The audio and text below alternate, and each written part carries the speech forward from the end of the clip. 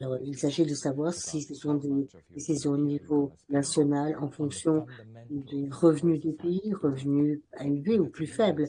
La décision politique, certes, est importante, il faut tenir compte du PIB, mais également de ce leadership politique. sur lesquels on devrait s'appuyer dans tous les pays. Et à partir de là, nous savons qu'il y a aussi pas mal de priorités à établir pour assurer la protection sociale. Nous l'avons constaté en tant que facteur stabilisateur, mais aussi en tant que solidarité humaine, humanitaire, authentique. C'est un acte fondamental. Et c'est à partir de là que nous pourrons faire en sorte que on puisse avoir le courage d'aider ceux qui sont dans une situation désespérée. Voilà donc une discussion très intéressante et je vous encourage à suivre cette conversation de façon exhaustive sur le site web. Nous allons avoir Shara Rassaoui, directeur du département de la protection sociale de l'OIT, pour approfondir cette question, une question essentielle. Mais que devons-nous comprendre par protection sociale universelle et pourquoi est-ce un sujet particulièrement important? À cette fin, je voudrais que l'on puisse suivre cette petite vidéo. La protection sociale est au cœur de l'existence, elle constitue la base même du contrat social qui régit nos sociétés. Je pense que ces systèmes de protection sociale doivent être solides, doivent être résilients au sein de nos sociétés. Et ce fut le cas lors de la pandémie, comme nous l'avons vu. La sécurité sociale est un droit humain reconnu pour tous et à tous et entériné par la Déclaration universelle des droits de l'homme. Et pourtant, aujourd'hui, voyons que la moitié de la population mondiale ne peut pas bénéficier de la protection sociale. Les États ont le devoir d'intervenir et d'agir maintenant. Heureusement, ils peuvent se référer aux normes internationales en matière de sécurité sociale. Et je crois que la recommandation 202 sur les socles de protection sociale de l'UE montre la voie à suivre. Ils peuvent préconiser une véritable vision stratégique. On peut se référer à des socles de protection sociale à l'échelle nationale pour garantir un accès à une sécurité sociale et à un revenu décent pour tous tout au long de l'existence de chaque individu. La recommandation 202 demande également aux pays d'assurer un niveau de protection élevé, car nous savons que ce n'est pas toujours le cas pour nombre de nos concitoyens. Et cela nous inspirant des normes qui sont édictées par l'OIT en matière de sécurité sociale. La Convention 102 fixe la norme minimale en matière de sécurité sociale et indique comment doivent être élaborés ces systèmes de protection sociale. Je pense que même avant la naissance, la protection de la mère, de la maternité et des droits reconnus aux enfants montre à quel point il est important de pouvoir s'appuyer sur un système de sécurité sociale pour les jeunes, pour les personnes âgées, pour ceux qui sont handicapés, pour ceux qui sont malades, pour ceux qui sont blessés ou pour ceux qui perdent leur emploi. La Convention 102 est à ce jour le seul traité international qui fixe des normes minimales en matière de protection sociale, mais qui énonce des principes essentiels de gouvernance et de finance pour ce qui est de ces systèmes de sécurité sociale. Le fait sur le plan technique aide les pays à pouvoir respecter la Convention 102. Comme nous le savons, il y a 70 ans, la a adopté la Convention 102 et a célébré récemment le 10e anniversaire de la recommandation 202, deux instruments visionnaires littéralement. Ainsi, on peut considérer que ces systèmes de protection sociale permettent de respecter pleinement les droits de l'homme en matière de sécurité sociale et cela dans l'intérêt de tous. Bienvenue à nouveau à notre magazine de l'OIT au travail.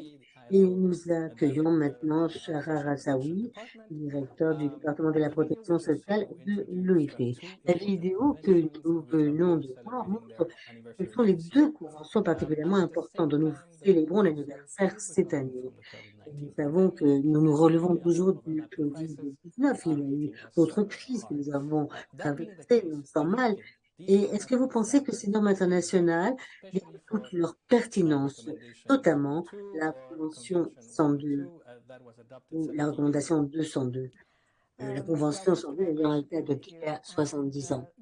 Merci de votre invitation. Je suis très heureuse de pouvoir m'entretenir avec vous. Vous avez lutté depuis cette création à s'occuper de cette vision, à savoir assurer une faible représentation de la justice sociale. Et comme le directeur nous l'a dit récemment, je pense qu'il s'agit d'assurer la protection sociale pour assurer par là même la justice sociale. Évidemment, tout ce qui a été préconisé par l'OIT, tous ces instruments, se sont révélés des étapes indispensables. Ces mesures étaient prises pour permettre au pays de pouvoir appuyer sur un système approprié, un système social qui assure la protection sociale à toute la population. Et pour nous, de ces normes, par exemple, la recommandation de ce lieu, adopté juste après une grave crise financière.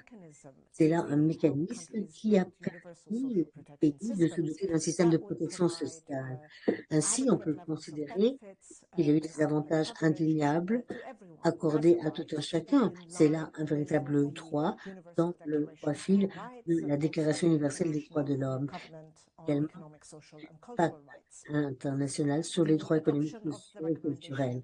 L'adoption de cette recommandation est en fait quelque chose qui repose sur 19 principes essentiels qui, en fait, sont quelque chose de très important pour permettre au pays de se doter d'un système très sûr et d'assurer un bon niveau de protection sociale et davantage socio-économique. Cela de façon durable, en s'inspirant, par exemple, du principe de la solidarité dans le système financier. La Convention de 202, effectivement, adoptée il y a relativement longtemps, permet aujourd'hui encore de se prévaloir d'une vision holistique dans ce domaine de sécurité et de protection sociale. Elle fixe des normes minimales pour savoir comment ce système devrait être conçu et fonctionner. Aujourd'hui, c'est un élément de référence.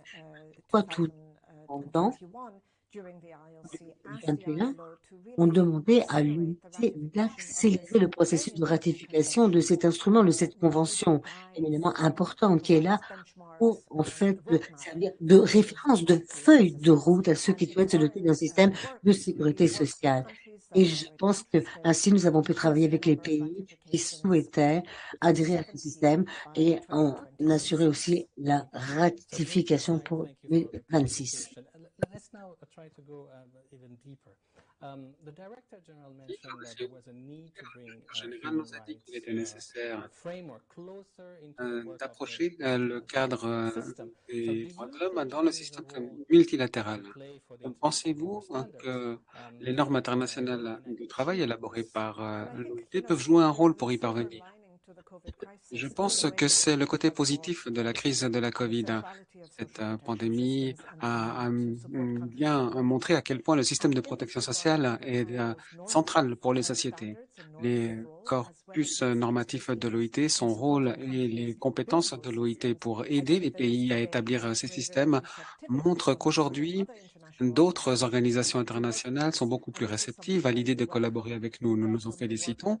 Nous nous félicitons du travail, par exemple, avec le HCR, avec d'autres institutions onusiennes, dans le contexte peut-être de l'accélérateur sur l'emploi et la protection sociale pour dans la transition juste. Nous collaborons avec d'autres agences onusiennes et les normes de sécurité sociale, entre autres normes, peuvent constituer le socle de notre travail avec eux, avec les pays, avec les gouvernements et avec les autres mandants. Merci beaucoup, Shara, de nous avoir partagé votre avis éclairé. Vous êtes directrice du département de la protection sociale de l'OIT. Passons maintenant à la 17e réunion régionale de l'OIT pour l'Asie et le Pacifique qui est en cours à Singapour. Et dans cette réunion, on réfléchit aussi au rôle que la protection sociale peut jouer dans la région. En 4 jours, elle a rassemblé des ministres gouvernementaux, des représentants des travailleurs et des employeurs et de leurs organisations, des experts d'Asie-Pacifique et des pays arabes, afin de réfléchir aux mesures que l'on peut prendre pour alimenter une reprise axée sur l'humain pour sortir de la crise de la COVID-19. La réunion tombe à point nommé, étant donné que la région fait face à de nombreux défis, notamment l'impact de la pandémie, auquel s'ajoutent les crises mondiales dans l'alimentation de l'énergie et une crise financière.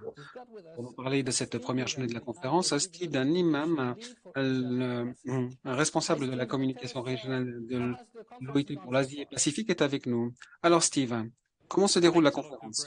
Merci beaucoup. Ray. Je suis très heureux d'être là. Comme vous le voyez, je suis ici à la PRM de Singapour. La journée se termine, mais elle a été très occupée. Nous avons beaucoup fait. Nous avons commencé par un appel du président de Singapour, Ali Jacob, et notre propre directeur général, Ung Bo, qui demande une croissance inclusive, étant donné que toutes les régions en sortent de la pandémie. Nous avons beaucoup à faire. Il est essentiel que tout le monde puisse profiter de cette reprise. Il reste aussi beaucoup de points épineux et personne n'a le même avis, mais nous allons vraiment profiter de ces 4 jours. Merci beaucoup, Steve. Je vous souhaite beaucoup de succès dans ces 4 jours. Nous en terminons maintenant avec notre magazine, la violence et le harcèlement au monde du travail. C'est un problème qui est au cœur des droits humains de la justice sociale. La justice sociale ne peut pas exister sans en présence de violence et de harcèlement. Pour attirer l'attention sur cette crise, nous sommes au cœur des 16 jours de militantisme contre la violence fondée sur le genre, une campagne qui a été lancée le 25 novembre. Et pour nous en dire un peu plus, et les premières solutions, nous allons donner la parole à Valentina Beghini, spécialiste de la violence, harcèlement et la non-discrimination à l'OIT. Valentina, bienvenue à notre magazine, à notre webmag. Alors, je vais passer au cœur de la question. Quelle est la situation actuelle en matière de violence et harcèlement dans le monde, notamment dans le monde du travail? Merci pour cette question. La violence contre les femmes, basée sur le genre, touche presque une femme sur 3 dans le monde et a des conséquences très graves pour la survie, pour les familles, pour les communautés et pour la société dans son ensemble. Elle empêche les femmes et les filles de bâtir leur capital humain et d'apporter une contribution à l'économie et à la société dans son ensemble. Dans le monde du travail, la violence à l'encontre des femmes sape l'égalité et la lutte contre la discrimination et également d'autres droits humains. Elle provoque des coûts sanitaires, économiques et de carrière, nuit à la productivité et représente des coûts élevés pour les gouvernements, des services de soutien, de justice et autres. Mais le plus particulier de la violence et du harcèlement à l'encontre des femmes dans le monde du travail, c'est qu'elle aggrave des lacunes de genre contre lesquelles butent les femmes. Par exemple, la brèche de salaire, une participation moindre des femmes au monde du travail ou la ségrégation dans l'emploi. Donc, la violence et le harcèlement dans le monde du travail contribuent aux inégalités à l'encontre des femmes dans le monde du travail et dans la société. L'OIT et la fondation Lloyd Register et Gallup ont publié la semaine dernière les conclusions de la première enquête mondiale sur les expériences de la violence et du harcèlement au travail. Quelles étaient les principales conclusions? Nous avons effectivement lancé ce rapport conjoint, de nouveau, qui montre quelle est l'ampleur de la violence et du harcèlement dans le monde du travail, également qui permet malgré tout de mettre la lumière sur ce phénomène. D'après les données, en 2021, plus d'une personne sur 5 employée a fait l'objet d'une forme de violence et de harcèlement. Le type psychologique était le plus prévalent et les femmes étaient plus touchées que les hommes, bien que les différences ne soient pas énormes. Étant donné que la violence et le harcèlement, donc la psychologique 1 sur 10 et la violence sexuelle 1 sur 15. Les hommes étaient sans doute ceux qui sont les plus à risque. Les femmes ont 2 fois plus de risques d'être exposées à la violence et au harcèlement. Les conclusions montrent également que le risque d'être soumis à la violence et au harcèlement n'est pas réparti de façon égale pour toutes les catégories d'employés. Certains sont plus exposés que d'autres, les jeunes, les migrants. Et l'enquête montre que les jeunes femmes ont 2 fois plus de risques que les jeunes hommes d'être soumis à des actes de violence et de harcèlement. L'enquête montre également que le fait de parler de la violence et du harcèlement au travail, malheureusement, est encore un tabou. C'est encore difficile. Seule la moitié des victimes ont communiqué leur expérience à quelqu'un. Seule la moitié en ont parlé. L'étude montre que la perte de temps, la peur que cela peut avoir sur le plan de la réputation les empêche à aller de l'avant. Cette situation est inquiétante. Et quelle est la solution? Que demande l'OIT? Que faut-il faire pour mettre un terme à la violence et au harcèlement sur le lieu de travail? L'OIT exhorte les États membres à ratifier et mettre en œuvre la nouvelle convention, la 190 sur la violence et le harcèlement, adoptée en 2019 et qui, pour l'instant, a été ratifiée par 23 pays. Cette convention est une vraie boussole pour prévenir et éradiquer la violence et le harcèlement sur le travail. Elle reconnaît pour la première fois le droit de ne pas être soumis à la violence et au harcèlement dans le monde du travail. Et en plus, elle comporte des mesures concrètes, un cadre clair pour gouvernements, représentants des employeurs et des travailleurs, pour bâtir un monde du travail qui soit dépourvu de violence et de harcèlement. L'OIT, en fait, exhorte tous les pays, exhorte tout le monde à insister pour que leur gouvernement, pour que leur pays ratifie cette convention.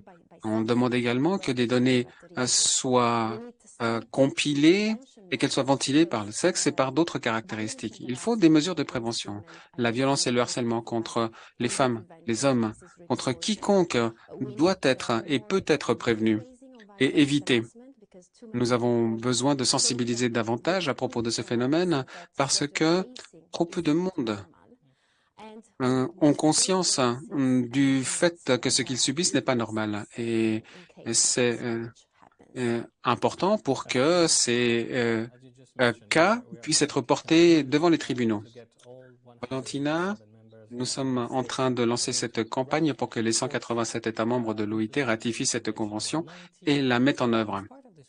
Et dans le cadre de cette campagne, pour la Convention 190, avec votre département, nous avons préparé une courte vidéo pour attirer l'attention sur la violence et le harcèlement dans le monde du travail. La voici. Tout le monde mérite le respect sur le lieu de travail, y compris ceux qui prennent soin de nous. Les soignants en sont le cœur de notre société. Ils ont le droit d'être traités avec dignité et respect, de travailler sans violence ni harcèlement.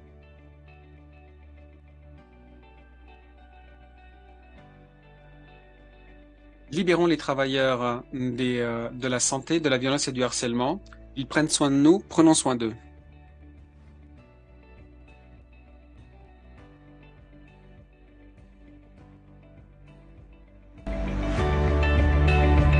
Prenez parti.